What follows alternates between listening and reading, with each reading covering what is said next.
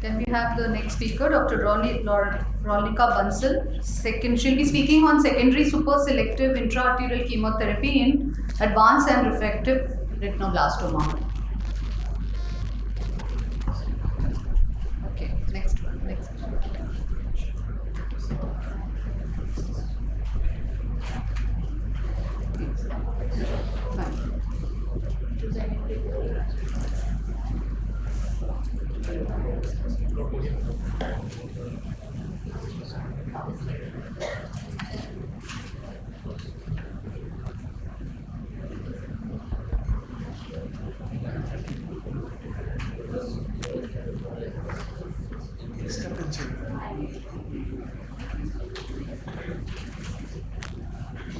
Yeah, now we can start. Yes, okay.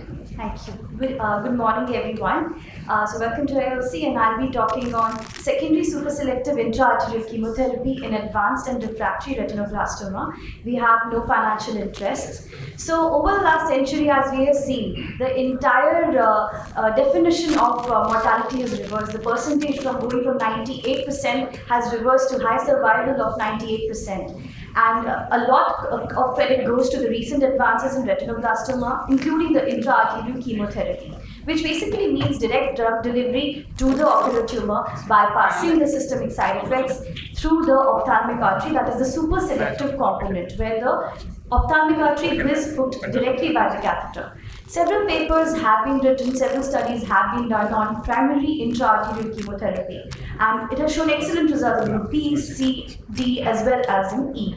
However, the spectrum of refractory or secondary refractory advanced retinoblastoma, the literature is quite scarce, and here we try to assess the efficacy and outcomes in these cases by secondary intraarterial chemotherapy, super selective and triple drug. So over here we have to understand that the concept includes the inclusion of primary intravenous chemotherapy before the procedure. That means that the systemic component has been covered. So a paper has shown that it is very important for the ocular oncologist to be wise enough to categorize that which case requires intravenous chemotherapy, which case requires IAC, and which case requires enucleation. So the questions that pop up in our minds are, is it safe to do IAC in advanced retinoblastoma? Are there any side effects of IAC? Can IAC be used instead of IVC? Cost effectiveness and logistics, what would it be? What are the chances of globe salvage and will adjuvant chemotherapy be required in these cases? And what is the risk of metastasis in these cases? So we conducted a retrospective interventional study in 61 eyes of 58 patients with baseline advanced retinoblastoma. These are refractory tumors or the cases with recurrences with or without vitrecetomies with no baseline metastasis.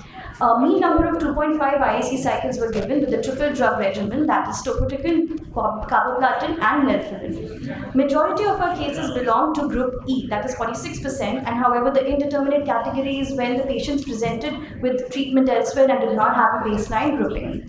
So as you can see over here, this is a patient who presented with a recurrence, that is after 3 months, and IVC6 have been done. Excellent response with intraarterial chemotherapy. Another patient which presented with a huge tumor which is resistant to focal therapy. You can see that 15 IVCs have been given. Excellent response with IVC, and later all we had to do was focal therapy.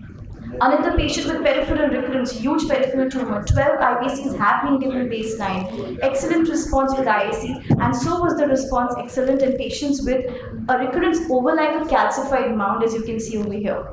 Even over the optic nerve head recurrences, patients have responded extremely well. Here you cannot go ahead with focal therapy.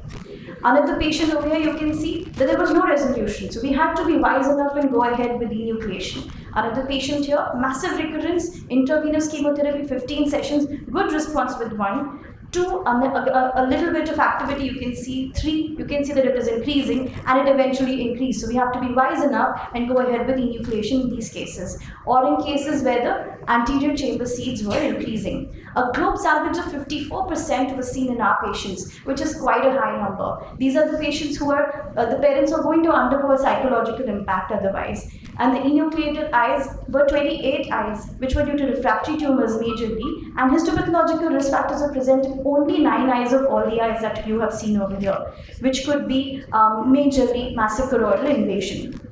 So histopathological risk factors, as you can see, were seen in very few of these cases.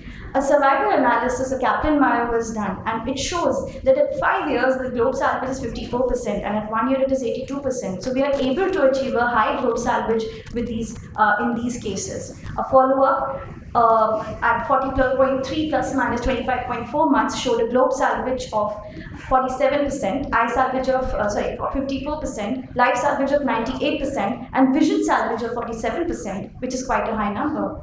A study has been done which shows that there's a major cost effectiveness gap between IAC and IVC. IAC turns out to be highly expensive, and it is worldwide the same. Another study has shown that on a 3-year follow-up, they saw that IVC plus IAC did not have much of a difference than primary IAC.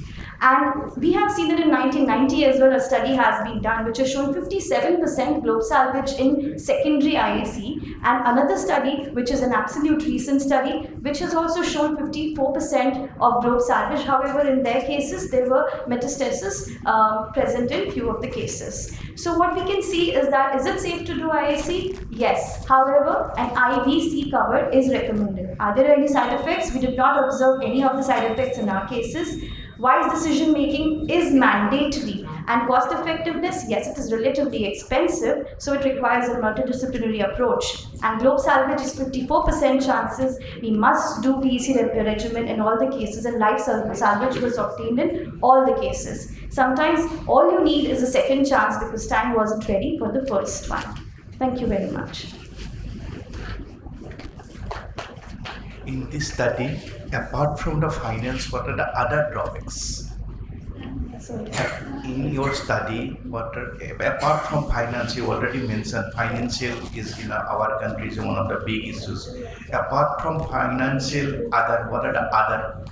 So logistical approach, the logistical issues that we face are that when we do an examination under anesthesia, we do it under our setup. However, this requires a multidisciplinary approach, multiple involvement of doctors. We have to arrange it at a higher center. So that was the one logistical approach where we have to convince the parents that you're going to be fine, and we have our team going along with the patients over there to take care of them. So it's like a psychological support always ready with them at the other center. And it has to be done by an interventional radiologist. So the drug delivery is under our presence. We make sure that the drugs are made by us, so there is no hassle. That lab facilities, Right. cath lab facilities, and radiologists, that big issues to be. So Right. fine. Thank you. One question, ROLIKA. So, what was the mean time between your IBC and start for secondary IAC?